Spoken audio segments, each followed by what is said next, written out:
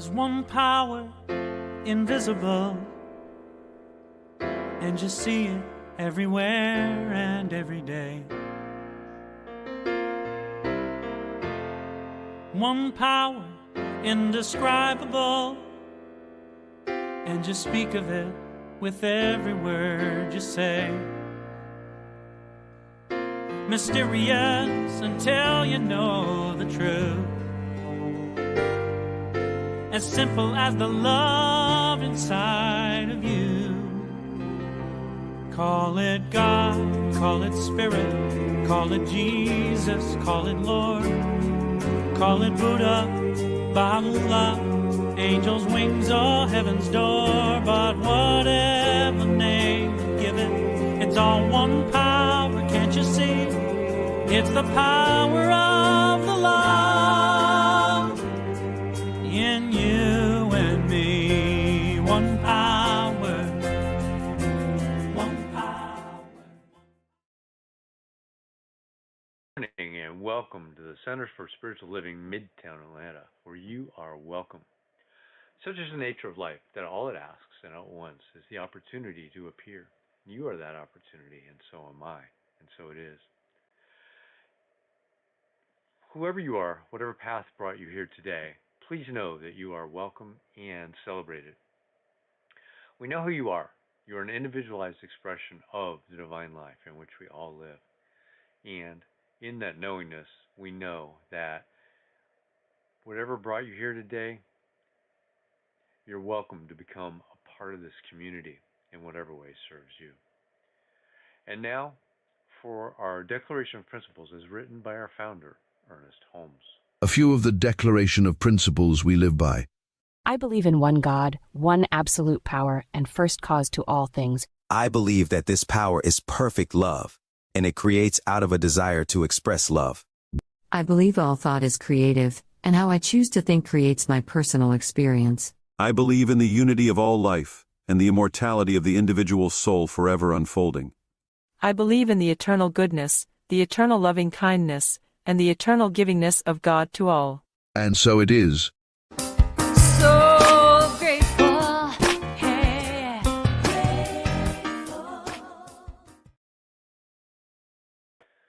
So, practitioner is someone who has studied and demonstrated the ability to use spiritual practice in spiritual laws in their life to bring about great changes.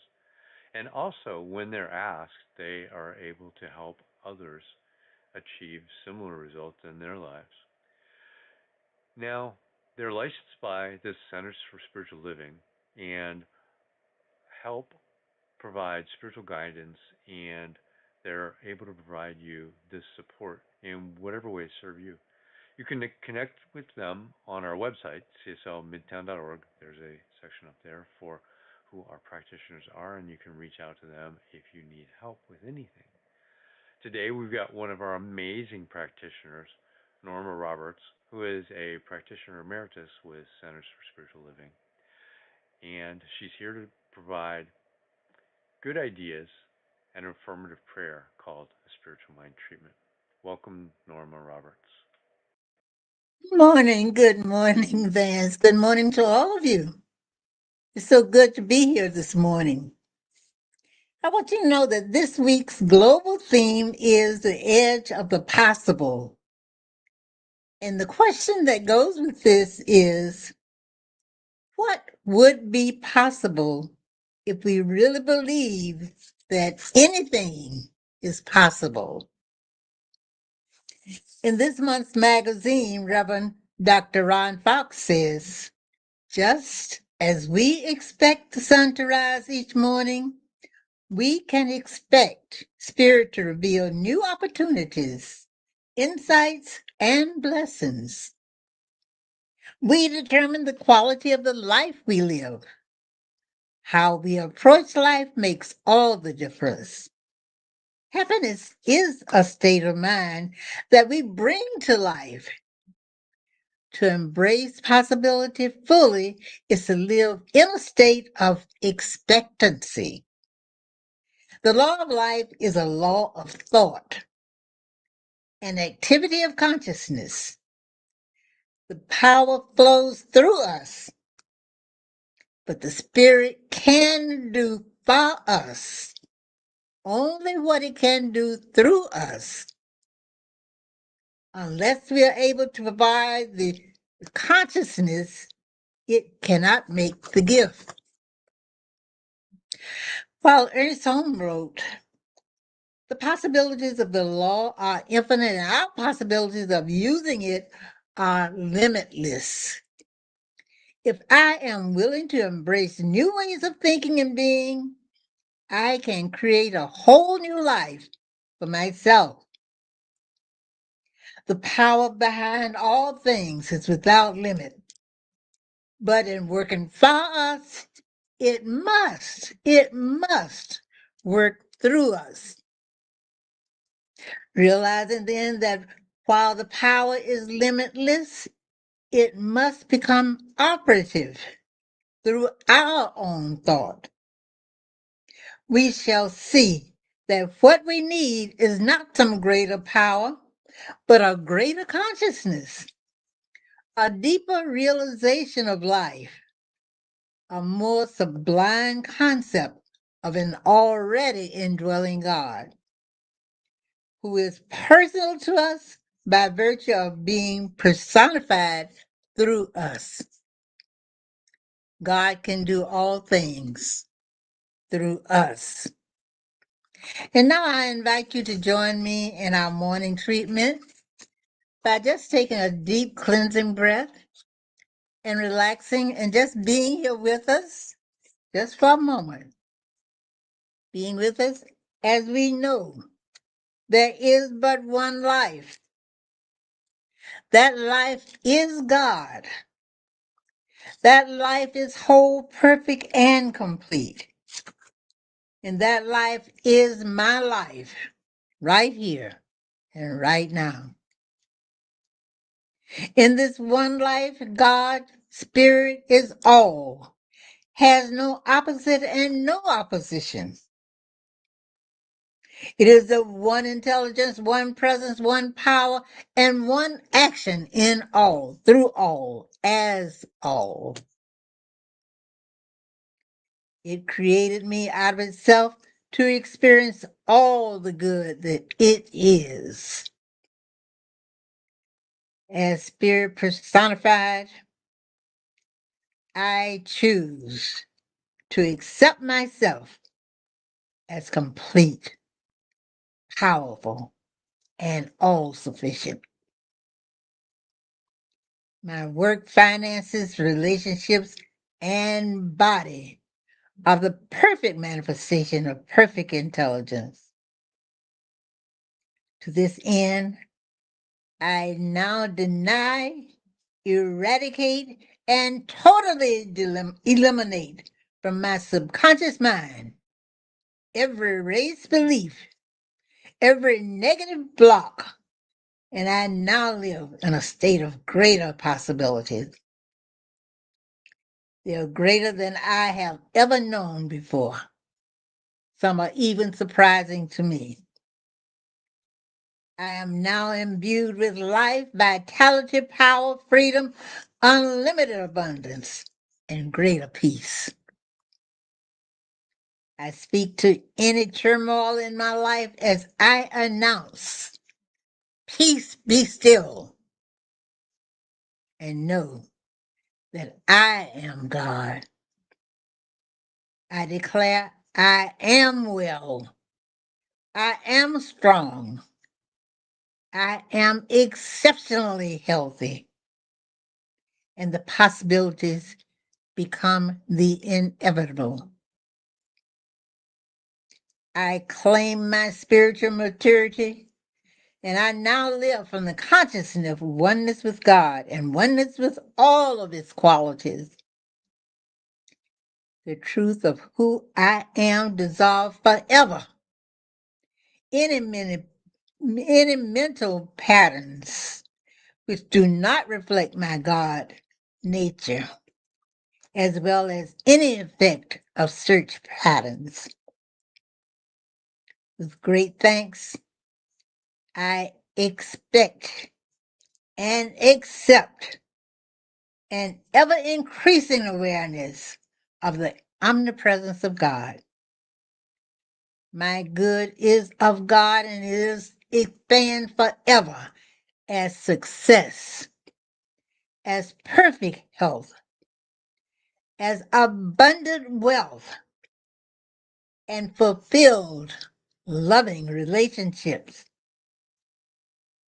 I now release this word to the law that responds by corresponding. And I declare it is so now, and my consciousness accepts its declarations and awaits its perfect manifestation. It is so, and so it is.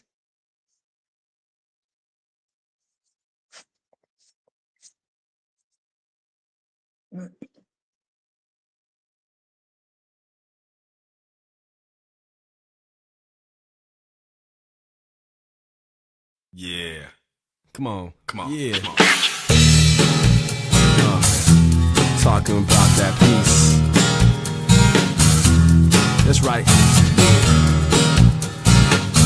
Set your spirit free, y'all. If we wanna make a change, be the change we seek. If we get this thing called love, turn the other cheek, spin the world right upside down. Maybe then we'll see another way to be.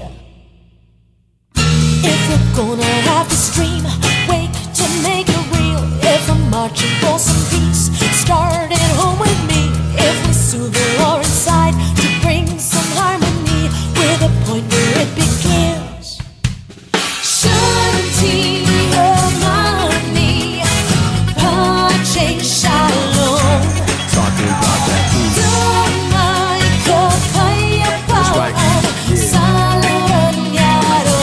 Set your spirit free, y'all. Shanti Omani, Pache Shalom.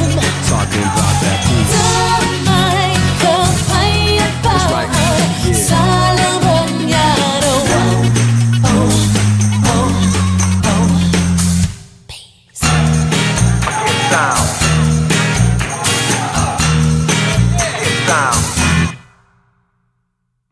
People say it's Judgment Day, time for us to choose. We can win together now, or separately we'll lose. Given to the doubt and fear, we show that heaven's here. With every word we say, with every move we make, with every breath we take. Shanti Omani, Pache Shalom. Talking about that peace. That's right. Set your spirit free. Shanti Omani, Pache Shalom. Talking about that peace. That's right.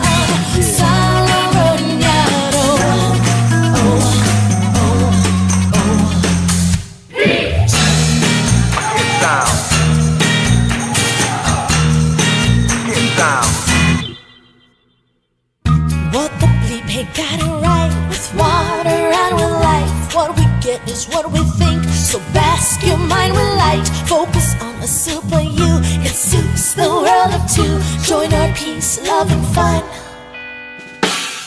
till the work of peace is done. 'Cause baby, we are one. Shanti Omani, Pache Shalom. Talking about that peace. That's right. Set your spirit free. Shanti Omani, Pache Shalom. Talking about that peace.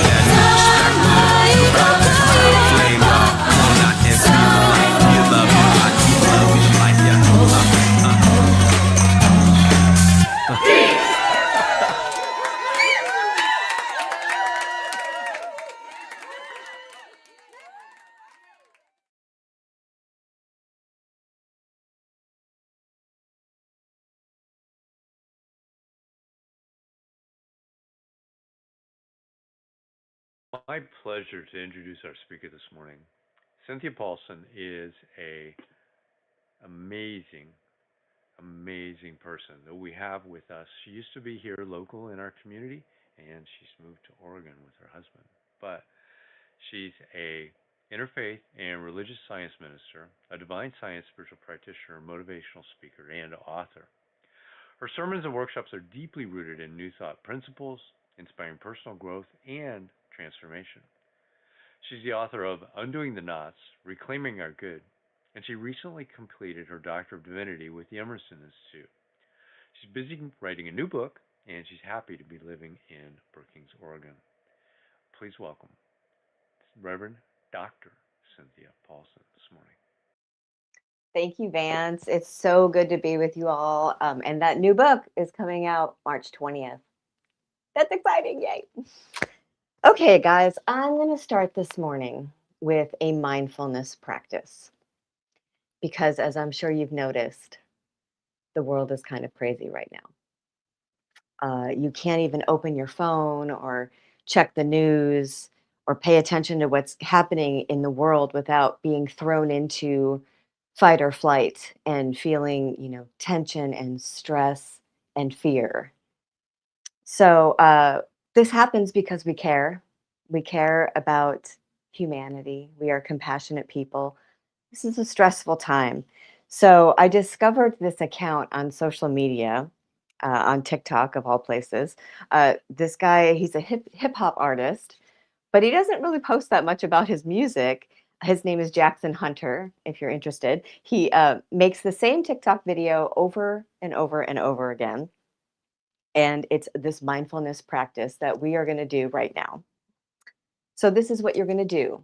In 3, 2, 1, care less. Inhale. Let that out. Care less again. Inhale. Let that out. Care even less. Inhale. Let that all go. You're doing a good job. That is what he says every time. That is the script that he follows. And, I follow him and his videos show up in my feed and I do it every time I see him. I mindfully stop to care less and to breathe. Now, he is not asking us to actually care less about the world. It's about noticing that we are holding on to and caring about the world so tightly with tension in our bodies. And it's about pausing to check in with ourselves and take care of ourselves for a moment. So I hope that helped you. So as Norma mentioned, the topic today is about living on the edge of the possible, focused on collective action, how communities, particularly spiritual communities, can come together to explore what's possible for the world. Now, Norma mentioned how in the notes for CSL for this topic for this week, they had this great contemplative question, and I'm going to talk more about this. What would be possible if we really believe anything is possible? What would be possible if we really believe that anything is possible? That's what I'm supposed to be contemplating as I deliver this talk, theoretically.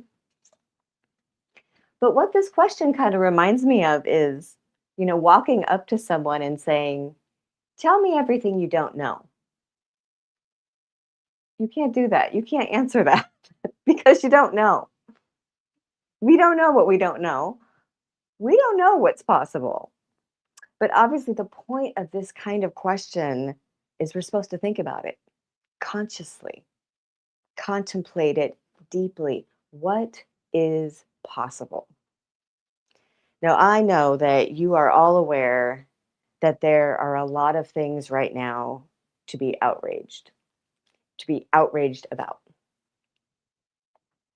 There are a lot of things that spiritually minded people, folks like ourselves, would like to see stopped or changed or fixed. There is so much to be angry about, to denounce, to protest, and to resist. So while I was thinking about this time in history that we're living in, I remembered something that Dr. Bob used to say when he was here. He used to say, stand for something, but against nothing. Stand for something, but against nothing. Now, that is a powerful new thought idea spoken from a place of high consciousness. And it is tricky to do that these days. At least it is for me. It's hard. So, when we contemplate and consider what is possible in this world, we really do have to look at what we are for, what we want to experience. This idea of a world that works for everyone and what it could possibly look like. We need clarity around this and clarity around the possibility of it happening. And because we are spiritual folks who believe in New Thought Principle, this, new possible world is going to be rooted in humanity loving each other, people respecting each other, living in the truth of our peace and our harmony and our unity. Now, I think we also need clarity around this idea of being on the edge of it. That's part of the title today. And the whole month's theme is about embracing the edge from different perspectives. Today's specifically is about being on the edge of what's possible. But where is this edge? What is the edge of something? I think in this instance, we're talking about being on the brink of or on the verge of what's possible. That's the edge. And this makes me think about my yoga practice. Now, stick with me here for a second. I am of the age where flexibility and balance are things that I need to pay attention to. So I do what's called yin yoga, which is slow yoga, where you hold passive positions and postures for several minutes. And there is a saying that gets repeated a lot in these yin yoga classes. And that saying is, find your edge. That's what the instructor says all the time. Find your edge.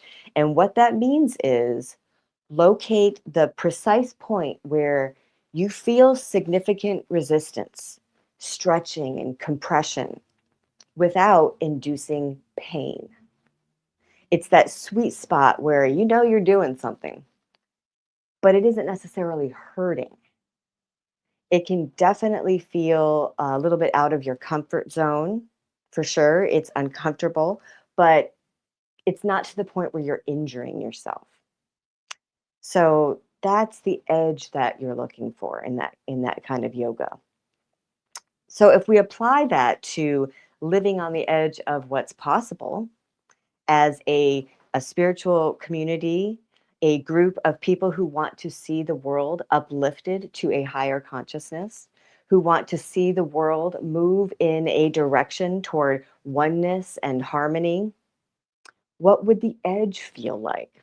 How do we know when we're on the edge or at the edge as a spiritual community? What does this mean for us? I think it means going a little bit out of our comfort zone, just like with that yoga stretch. I think it means taking our spirituality beyond the hour that we spend together on Sunday mornings on YouTube or Facebook or Zoom, or even when you guys meet in person once a month. It means walking out on the edge, stepping into a larger idea of who and what we are and what we can co-create using the principles we study. It means practicing this out in the very world we wish to positively influence and impact. So I found this quote from a talk that Ernest Holmes gave in 1959. This was a year before he died. This was at the dedication of the Church of Whittier, California. He said, "We have yet to see what the multiple consciousness of a church body can do. There is a law of good, there is a power in the universe greater than we are, and we can use it. And it will multiply its effects 1,000 times through the united consciousness of a group. We are so powerful. And I think what he's saying is the power of the universe is multiplied, amplified, when the consciousness of a group is focused, united, and aligned. We saw a wonderful example of this over the last several months with the Buddhist monks who did their peace walk. I'm sure you all followed this and know all about it, but here's just a quick summary of it. There were 19 Buddhist monks who walked for 2,300 miles over 108 days. They went from Fort Worth, Texas, and walked all the way to Washington, D.C. They walked to promote inner peace, compassion, and mindfulness. It was not a protest. It was spiritual in nature. It was not political. They walked in their traditional robes, and along the way, they handed out peace bracelets and gave peace talks, sharing messages of hope in this divided society. These monks were practicing peace, which is their normal practice. They were being their authentic selves, practicing their spiritual principles out in public, in a very public way, which I'm sure was a little bit out of their comfort zone. And talk about comfort zone, some of them walked barefoot or in socks, and they went through like winter storms, snowstorms. Now, they had a lot to deal with on this journey besides just weather issues.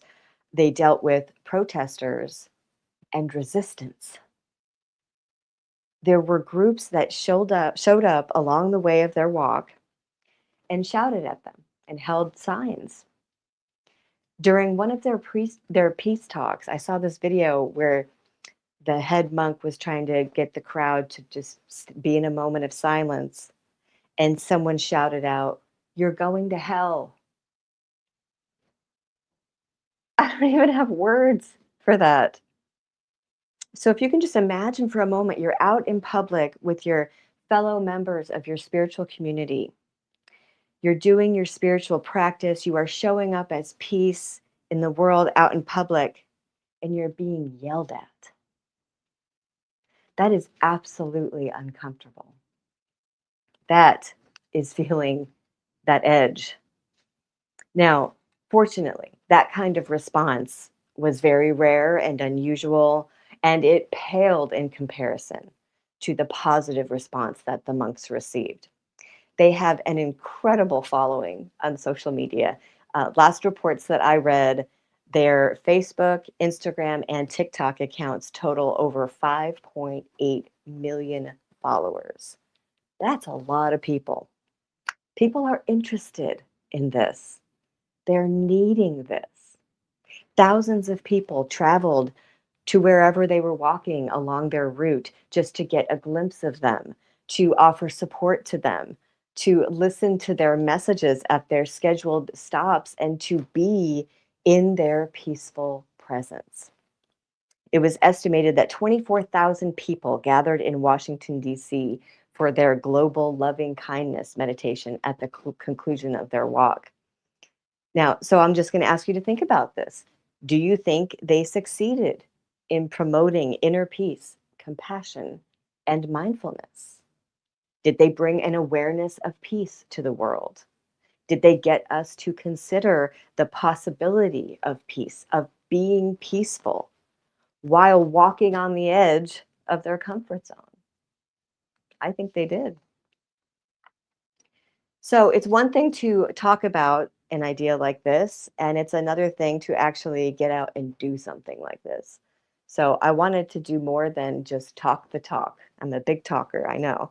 I wanted to walk the walk. Now, in January, I knew this talk was coming up for several months.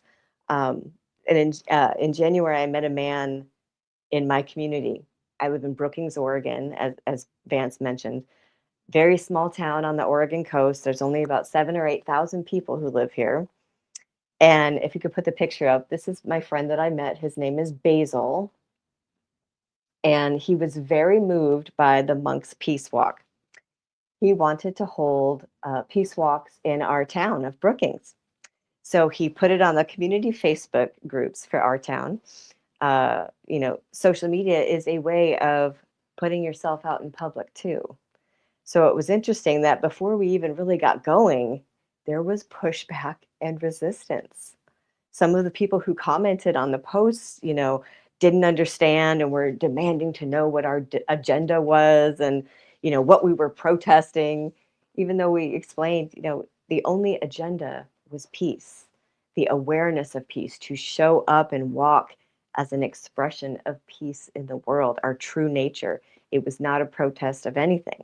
People were still suspicious. So we walked. Starting the last week in January, we walked 3 times a week, and we did this for 3 weeks.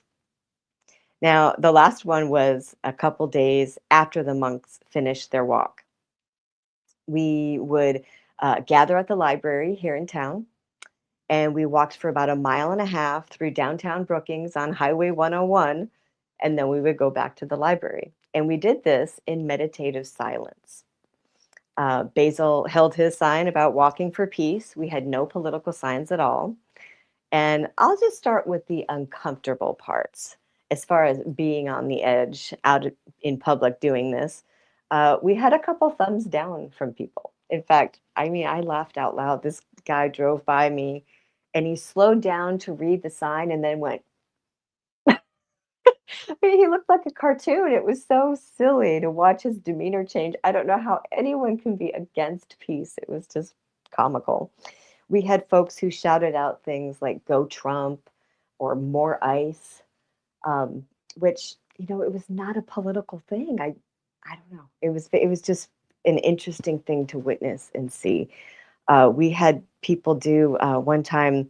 I didn't know there was a name for this. It's called coal rolling, where people blow black smoke from their exhaust with their diesel vehicle. That happened once. Those moments were uncomfortable for sure.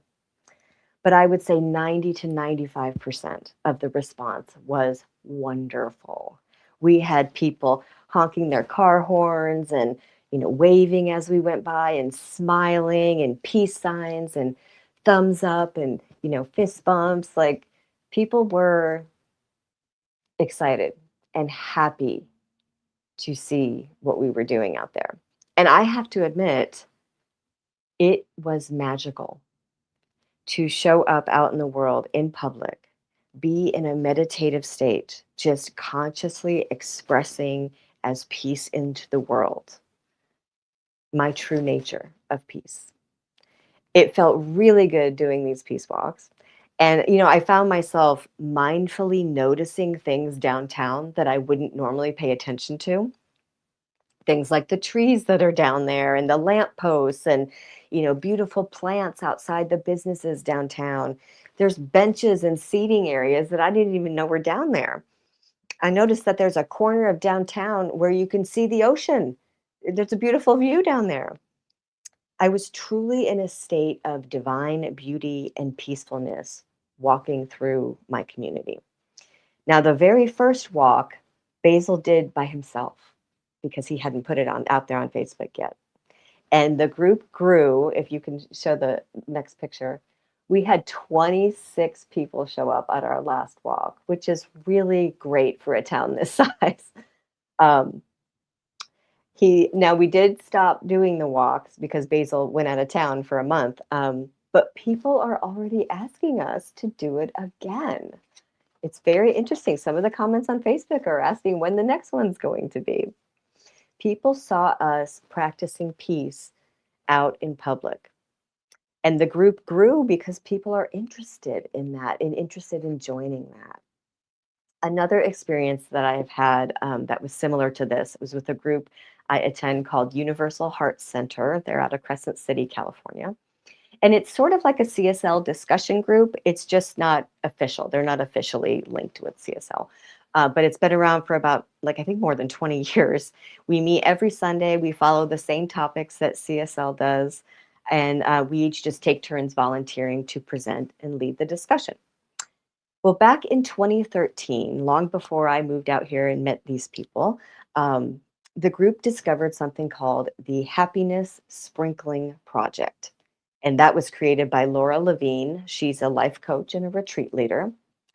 Now, a happiness sprinkling is when a group of people, it doesn't have to be a spiritual group, hold signs with encouraging words in a busy part of their community for about an hour. The signs, and they are professionally made, high quality signs, say things like, "You are beautiful. You are loved. Go for peace. Breathe. You are delightful. It's going to be okay. Trust yourself. You are enough. Life is good." The intention is to show up and spread joy, to be the presence of joy and happiness in the world. And it's a great excuse to play music and dance like a fool on the side of the road. I will admit, I've done these. They're so fun.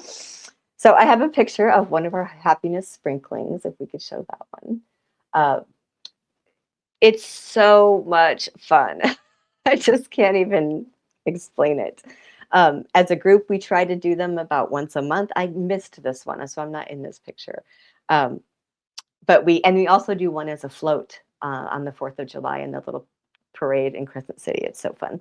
So my friend Denise, who has run these sprinklings for years, knew the history of it for when they first started it. So I reached out to her, and she said when the group first started doing them, people were really suspicious of them. And they thought they were selling something, you know? And she said during the COVID years, which, remember, COVID lockdown, that was crazy time, but they would spread out and do the happiness sprinklings. And people would see the sign that said breathe. And, they thought it had to do with the George Floyd, "I can't breathe." You remember there were all those protests. And it wasn't a protest at all, or the sign that said it's going to be okay. People would spew hate and flip them off. And it was crazy. It was a crazy time. That was the group getting out there on the edge in public, for sure. But thankfully, people have started to know now who we are and what we're doing. And the response is amazing. People love to see these sprinklings, these happiness sprinklings. There are car honks and waves and smiles. And I will say from experience, you can see people's mood shift immediately when they read your sign and then they see you out there dancing, and people just relax and they smile and they laugh, and it's happiness. It's happiness in action. And I love doing these events because as you lift others up in love and joy, you get lifted up in love and joy. It's totally reciprocal. You feel like $1,000,000 and you are positively influencing the collective into what we believe is possible. Joy and loving unity.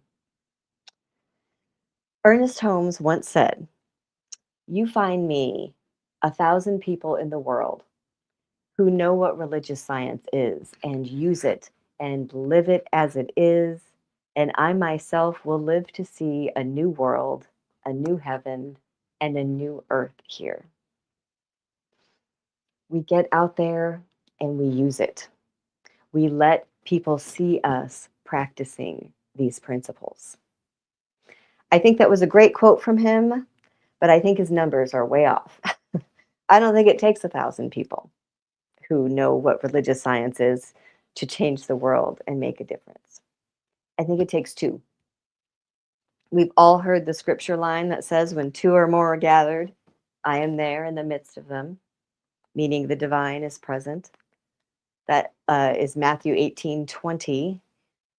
But the line right before that one says, "If 2 of you agree on earth concerning anything they ask, it will be done for them by my Father in heaven."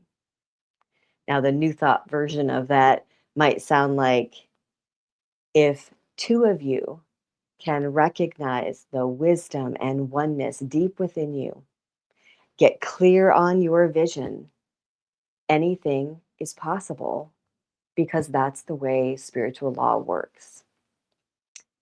We know we are very powerful individually, but our gathering together triggers even more of the power.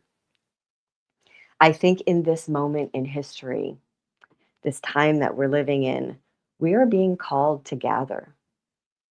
Yes, in our church communities, but also just in our communities in general. I mean, look at what those monks accomplished by simply walking, taking it out of the monastery, practicing and living their peace in public.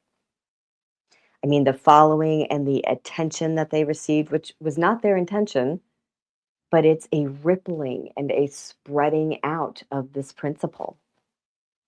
I didn't know that my community had so many like-minded people interested in gathering for peace until this man chose to make a Facebook post about it. And now we're all friends and have the intention to continue doing things and to gather and do the work in this community. So your takeaway today is to make the connections, form the communities, or use this one. I mean, it's far bigger than CSL Midtown, but you've got a group of like-minded people here, right here. Seek out and find your like-minded others and find your edge. Get out there, get out of your comfort zone while practicing your spiritual principles. Even if it's just talking about your practice with people, because I know that great things are possible when we do this. And the last thing I want to leave you with sounds like a shameless plug. But if you enjoyed this talk and you're not familiar with me, you don't follow me yet, please follow me on social media. I am on Facebook, Instagram, and TikTok.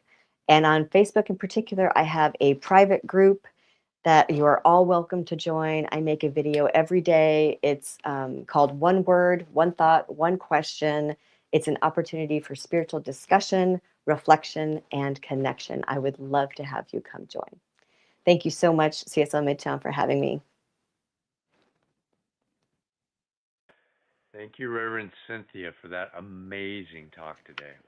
We appreciate you. We're glad you were here. And we'll see you over on Zoom to have a conversation in just a little bit. So now it's time for our affirmation of prosperity. And if you would, you can set up an ongoing contribution at cslmidtown.org/donate. You can click on the QR code, which you'll see in a minute on our affirmation of prosperity screen.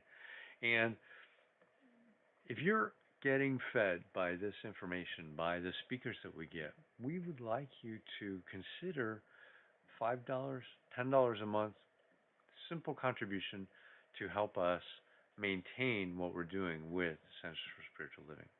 So with that, let's do our affirmation of prosperity. I live in a universe of abundance. As I freely and joyfully give, I join in the divine flow, and all that I share with life is returned to me, multiplied abundantly. And so it is. Thanks for that, and we appreciate every one of you for your donations, your support, your loving givingness to Centers for Spiritual Living, Midtown, Atlanta. And so I got a couple of announcements. Next week is March 1st. It's our in-person potluck and it's our annual meeting. So if you're in town, we really, really would like you to be here in person. If you're out of town, on Zoom, join us and we will share that and have you actively participate in that conversation. I want to thank Norma Roberts for being our practitioner today, Reverend Cynthia for being our speaker today.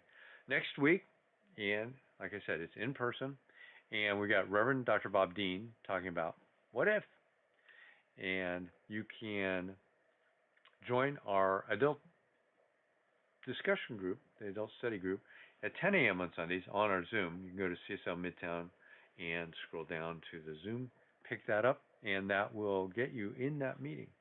So like I'm going to reiterate, March 1st, next Sunday, we would love to have you in person with us for our annual meeting.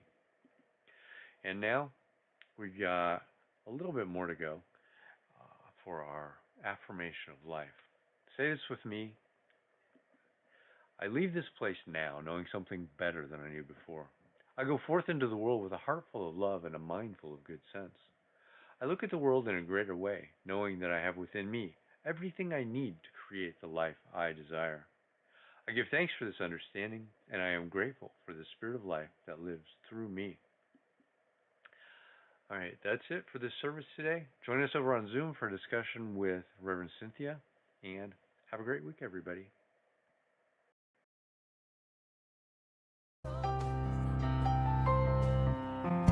Hey, I'm so grateful.